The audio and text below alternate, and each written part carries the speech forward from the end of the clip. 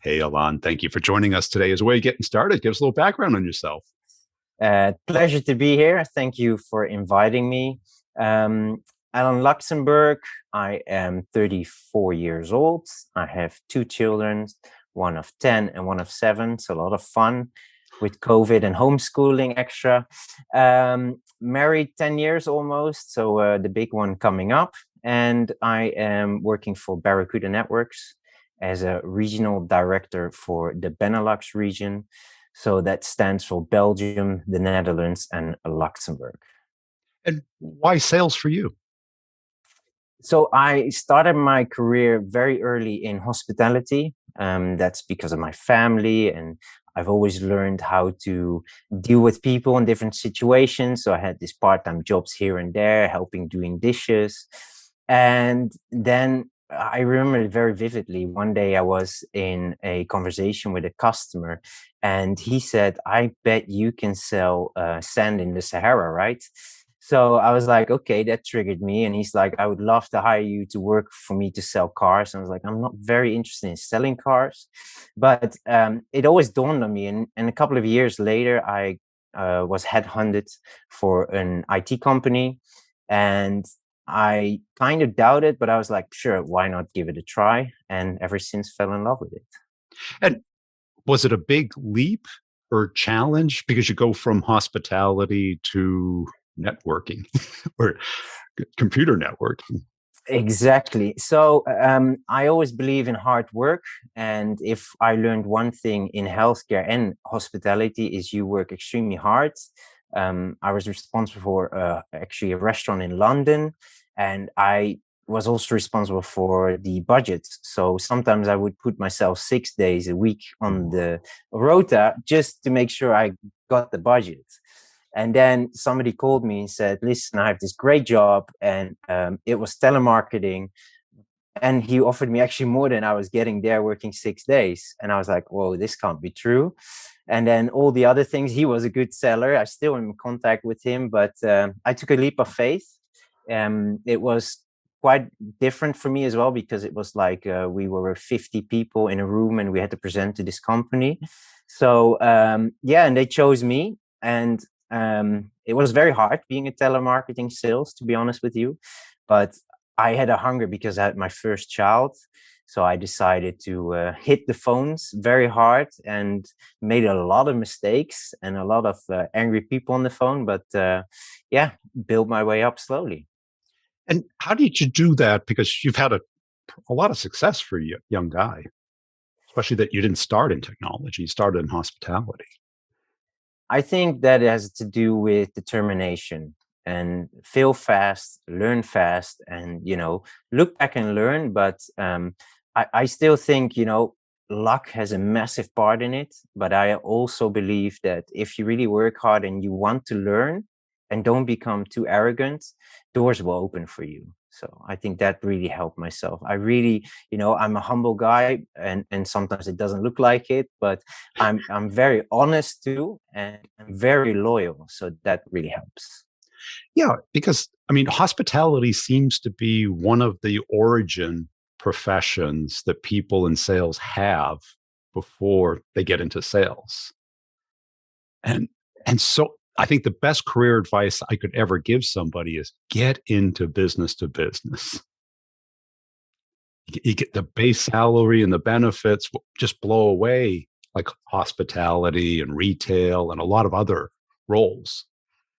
Absolutely. Yeah, that's so true. And my mother always said, try to start with a study in hospitality, Yes. because when you're in hospitality, you learn managerial skills. Because I was very young and I was managing people from 50 in London, for example, who were already grandfathers and they were on a basic pay. Well, try to keep them happy, right?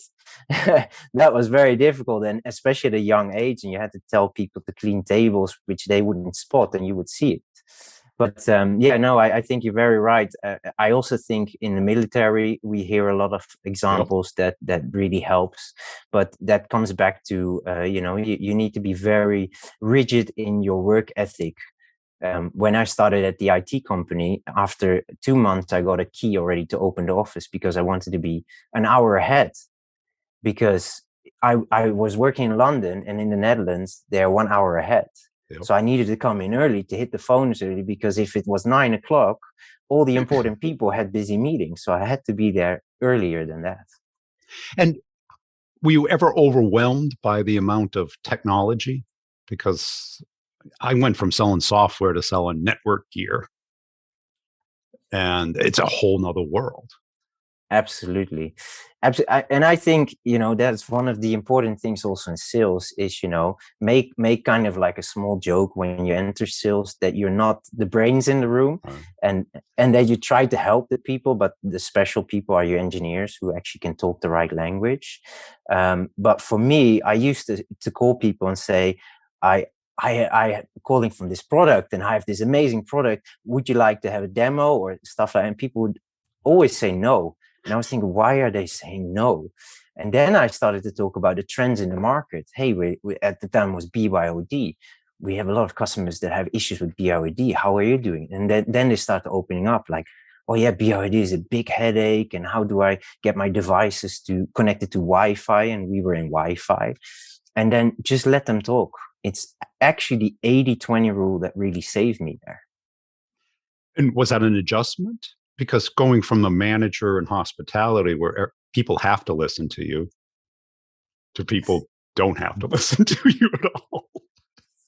Yeah, I'm not going to lie. I think it was about 9 months and I hated almost every day. But it's crucial, I think, in this role. I still sometimes cold call people to support the team, or when somebody's off sick, I really don't mind, because at those moments you really learn.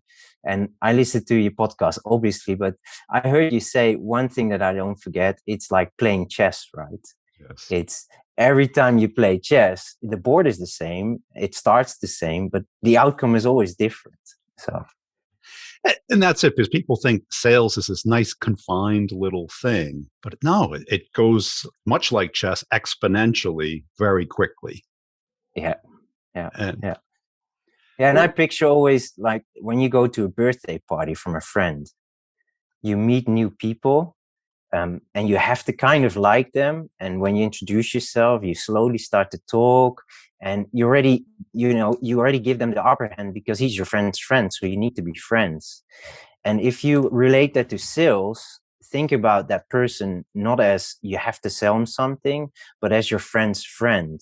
Be humble, be nice, and already like them kind of, and you'll see that the energy becomes a lot easier to flow with. and that switch that you had from going from talking about how amazing the product was, which doesn't really create interest, to talking about what they're already interested in. Was that something somebody taught you, or you winged it one day and said, well, this isn't working, this is painful, let me try something else? I remember one of my managers always told me what he liked about me is that I asked different sources the same question, and I picked all the right answers that I liked and then did my own thing. So it's definitely, always listen to different podcasts and different angles, and re-listen to podcasts, and then you pick out the right things. I used to read even more books, but now podcasts is my thing. Yeah. I can read sometimes 30 books, but maybe 100 podcasts a year, right? 30 books is quite a lot, actually, but It is. Yeah, no, but keep listening to podcasts, and every time you pick up something new, and then try that strategy, but just keep trying to listen to different podcasts. When did you have your first success in sales, or the first time you felt really comfortable that this was your thing? I think that the first time that I actually achieved President Club, I mean, that is just a great achievement, right? When you hit that President Club and your name is being called out, and you can fly to a resort that is all paid for. That's when I was like, oh wow, this is a different world, because I was always on the other side of the table, Serving the people. Yes, exactly. So then I was like, okay, this is the way to go forward. And my passion is always to help and serve people, and I wanted to bring that still across in sales. Is I actually felt like I was helping people, and yeah, that's why I just love what I do. And how about the motivation to get into leadership? Yeah, I think that just like I just touched on, right? It's helping and serving people that I really love. And, it's getting the right people in that are motivated, that are hungry. Sometimes even people who had a lot of bad luck but are very hungry. And, just like you looking for people maybe in hospitality and giving them a shot if they want to hit the phones and if they want to work for it. Everybody can teach it. You can teach everybody, but hunger and willpower to work, that's unteachable in my opinion. Yeah. And also that resilience of getting that rejection. Yes, It, absolutely. I just had the one today of one of the guys who was rejected and he was so upset.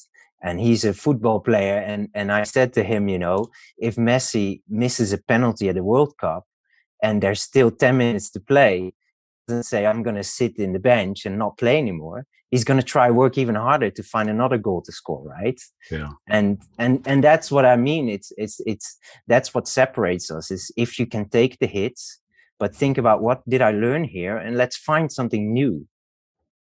That's it, that adjustment. And did hospitality give you that? Because you get a lot of, Yes, because absolutely. people are super particular about their food, Oh, absolutely, right? absolutely, and especially in London, I must say. I mean, I made the jump obviously from London to the Netherlands back again, but sometimes you serve people, but they are not too happy. You talk to them about it, but then they send like to the company a big complaining letter, and then you have to deal with it, right? It's then you have to invite them back for a complimentary meal because that's what they're after, and that just and for example, we had somebody who came for a birthday, and it wasn't good enough. We didn't give enough attention, so we had to invite them for a complimentary thing.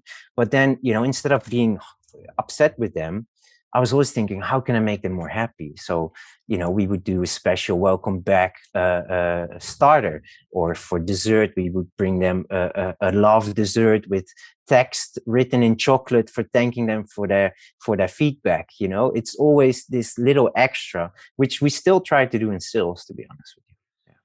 And that's it, because a lot of people would look at it the other way, like be angry at that person. But it's different. It's their treat, it's their birthday. Yes, And it may not exactly. even have been the service or the food. It might have just been the people they were with, right? Exactly. Yeah, yeah, yeah, yeah. And it's finding the moments still like this now is to help people. We had one of the customers the other day who had something to do with his health. So we send him a birthday cake and flowers to say, not a birthday cake, but flowers and a cake to say, hey, I hope he recovers soon. Sad to hear that. And he said, you really made us emotional because a vendor to think about us as a customer like that, does a lot for us. You know what I mean? Sure. And that was something that certainly in your space, uh, the amount of time you can get with the client to get them to open up about what they really care, because you're in a pretty competitive space. Yes. Yes. True. Yes. And you have to become the differentiator. Yes, and it's very difficult because you get these a lot of these independent reports that people pay a lot of money for, and they say, yeah, but you're not in this quadrant or you're not this high, and and it's usually an enterprise quadrant, but you're talking to a mid-market customer, and you say, yeah, but you know what I mean, and it's really building that relationship. We even get feedback like, oh, you sold us something last month. Why are you calling again? Yeah, but we told you we want a partnership with you. Oh, usually I don't speak to them when the renewal comes up after 3 or 5 years. So Yeah. it's that mentality that we really want to bring across. Yeah. It's kind of moving from transactional to strategic. Yes, yes. And that's why we usually get customers that buy multiple products from us. So, yeah. Yeah. And if you were to design the perfect sales rep, what would the ingredients be? The perfect ingredients be is absolutely the hunger to willing to learn. It's, Yeah. I can teach and help people that it's hard when you get a no and how to deal with it. But, being in time in the office or an hour earlier and getting the job done. Especially now we're working from home, the time zone is so flexible. I mean, I get it. You have children or somebody even has COVID. I really get it. And I want to be there for you. And, if you want to put your kids to bed, obviously, I have to do the same. But, if you open your laptop at 9 o'clock to finish what you had to finish, that's what I really love. It's not that I want them to work every day until midnight, but it's finding that fine line with the gray line. And that's why they get usually a lot of money in sales, right? Well, you're trying to get results. They pay us commission because it's not easy. Exactly. And that's what people usually don't get. Right. It's like, I want more basic salary. Yeah, it doesn't work like No, that. you don't. You don't want more base salary. You want more commission. Yeah. The one you have control over. Exactly. Yeah, you're hitting the nail on the head. But I must say, lately, I have a lot of people that stay a long time with us, which I'm so thankful for. But the market is really changing in terms of people offering money. As you said, it's a competitive space. In my opinion, it's really crazy the amounts of money that is going, people trying to steal people from other companies. So very thankful for the people we're working with and that they're willing to learn. But there's a lot of, what I think I learned a lot is the grass is not always greener on the other side. No. It's where you give it water, I always say. Well, I'd love to be able to convince salespeople that the base salary isn't what you want. The base salary is what you trade in to be managed by somebody. Absolutely. And it's sometimes they say, I get 20 or 30% more at this company. Okay, so what quote are you going to get? Right. What do you mean, what quote I'm going to do? Is it easy to hit your numbers, or you're going to get an Excel sheet? Do you have a CRM? I mean, are you sure you're going to be comfortable with what you build here, where you almost certain hit your quota and then you start building up? Or you have to start from scratch and have to compete with 10 other people for the same patch. And that's what they forget. And how often do you see people that have that hunger to learn?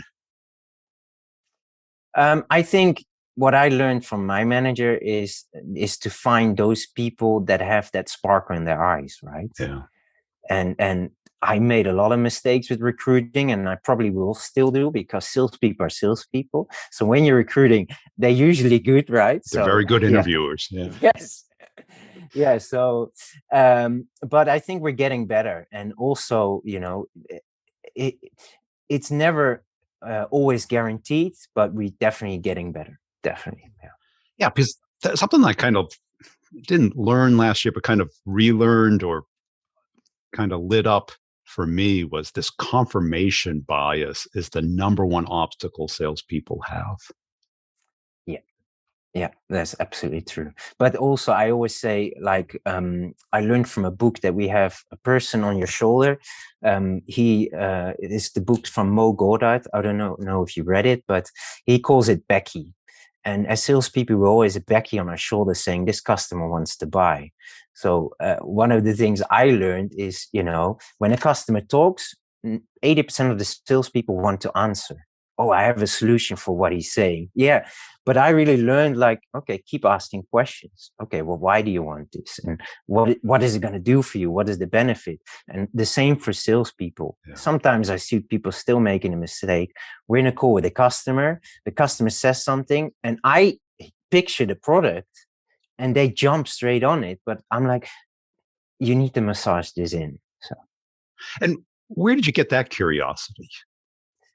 Again, from podcasts, different mentors. Yeah. And for example, one thing I wanted to highlight is I listen a lot to, obviously, your podcast, Dean Graziosi, but also still Jim Rohn. And Jim Rohn is one of my favorite heroes. He says, I used to, when I didn't make President Club or didn't hit quota, I had a list of things I could blame, right? And he talks about his blame list, and he says on his blame list was the government, his colleagues, the economy is not right, he doesn't get paid enough. And he had a mentor, and he said to Jim Rohn, the only problem on your blame list is you're not on it. And I think we do that too much. If we miss out on a deal, or the quarter, we blame COVID. I mean, I heard so many people say, oh, COVID, we can't do any sales, right? Our numbers are growing exponentially, but they're saying they can't. It's because of how you develop in the market, and you will always get wind against you. And that was kind of an epiphany in my career as well. I had lost a big deal, and I just kind of came to the conclusion from now on, I'm on the top of that list because the rest I don't have any control over. That's it. I have Don't even try it. I have 100% control over what I spend my time on, my attitude, my energy level, my curiosity. Absolutely. And if you don't take that responsibility and you look at things you don't have control over, the economy, the weather, pandemics, whatever, it makes you feel good for the moment. Yes. But it's a lot like a cookie or a donut. It tastes good for about the first minute, and then you have a stomach ache for the rest of the day. Exactly. No, but it's also like some salespeople are so comfortable with getting only 5 customers they speak to in a month, right? But it's great, but you need to triple or quadruple that number. At least speak to 30 customers, And I'm not saying, they also always want to close because they're salespeople. But if you have more people you talk to, you can see where you can build a relationship and say, hey, I give you an extra 5% if you procure this month. But you need to build out that. I honestly think you need to build out the amount of people you speak with. You do. And you have to have that hunger, that ambition. There has to be some drive behind it. Where does yours come from? Yeah, that's quite philosophical, I think, and from a young age, always trying to, from a family side, be a performer. I was the youngest, and I had an older brother, so I needed to be maybe equal, maybe be better. So, I moved early to London and tried to find different avenues there and land on my own feet. I didn't want any help. And I think, that's still what's driving me today. I just want to show that I can do it. I'm not the youngest anymore. And I can show that I'm self-sufficient, if that makes sense. So, yeah. And was this you and your brother, or did you have more siblings? No, me and my brother. Yeah.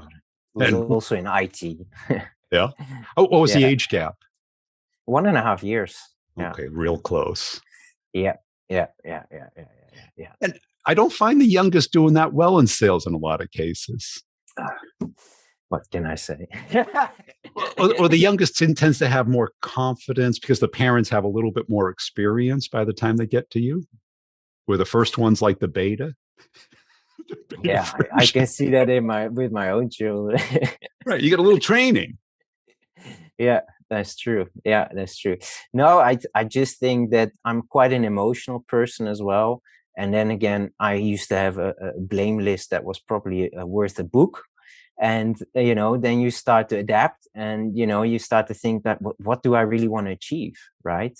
And then I started also to listen to Tony Robbins a lot. That helped me a lot. And, goal setting. What is goal setting? I didn't even know what it was until, 5 or 10 years ago. And now I'm setting goals, and then you become more hungry when you set goals. Right. Yeah. And we do it in business, and we do a forecast, but we don't really explain to people why we do it.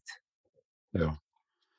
And that's why I like your YouTube videos, by the way. When you walk on the street, it makes so much sense because the why is not really clear for a lot of salespeople. Right. Yeah, because the why can't be just a job or just to pay my bills. The why has to be something bigger. Your family, your potential, and that friendly competitiveness with siblings is good. Absolutely. Yeah. Yeah. And how about the resilience when you do get rejected or when things don't go your way or your goals aren't met? How do you internalize it and process it? I don't think you ever can shut off your emotions to deal with it. But I think, again, when you listen enough to motivational speakers or podcasts and stuff like that, try to learn from it. but also, it might sound a bit strange, but also trying to be, listen to it, and it's okay to be upset, even 1 or 2 days, Yeah. but sometimes you're trying to be not upset, or you know take a drink, for example, That's or not a good way. Yeah. no, I know, but still a lot of people do it. They Right. say, oh, I need a drink at the end of the week, right? And I think it's okay to say, oh, that didn't go as planned, let's pivot. Yeah, because I think too many people externalize it. They try and blame the situation, the people. I wish I had better customers. I remember someone telling me, well, Yeah.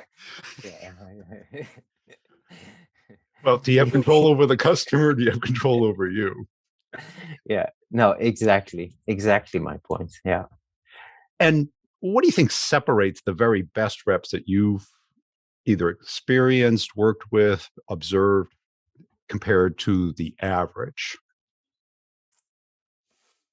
I think what is very important again has to do with willing to work. I mean, the best reps I can see is they're willing to talk to a customer like it's a real human, and then also, we're in a software sales.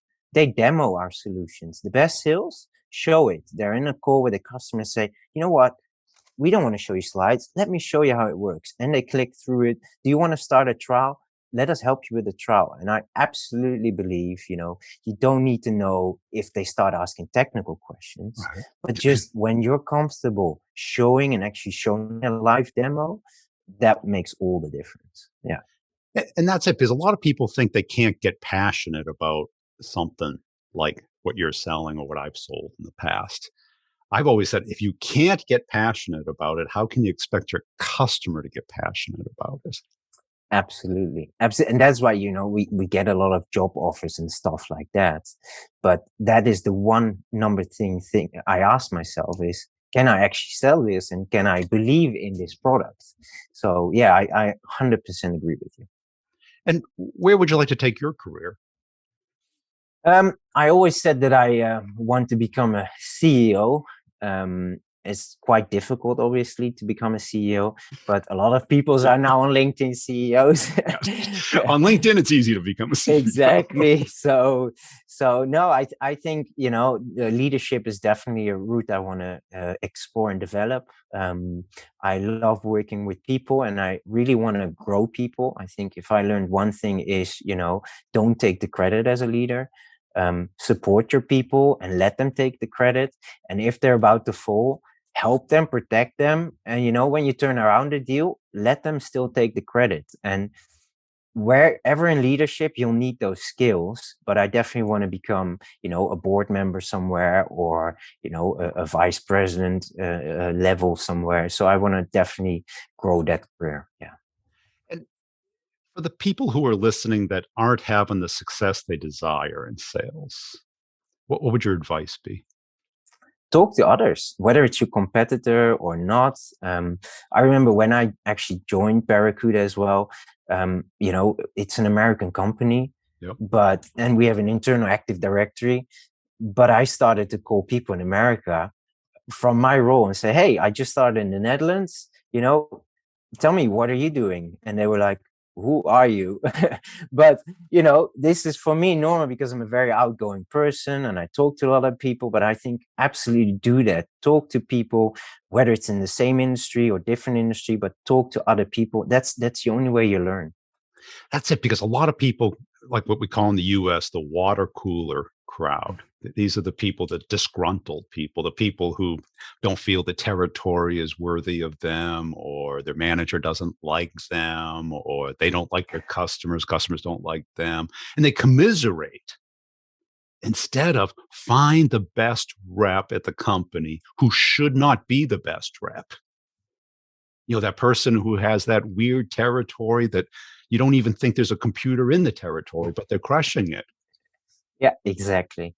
And they forget, everybody wants to reinvent the wheel. Yeah. Yeah, and sometimes I also say to the team, I every Monday morning we have a team meeting, and I try to, your slides come up with your nice slogans or motivational stuff, but many times I had the slide over that there's cavemen trying to pull a cart and the wheels are square.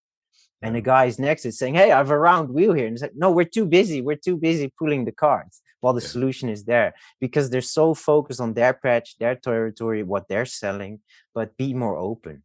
Talk to other people. Well, that's it because you don't have to start from scratch. Nope. Somebody has figured it out. Yes, exactly. And you might argue with them, but you got to say, like, well, why are they successful and I'm not? Maybe I should, like you did, moving from talking about how amazing the product is to what the client cared about. Exactly. Yeah, and also think, we are over 1,500 people, not a massive company, but it's quite a sizable company.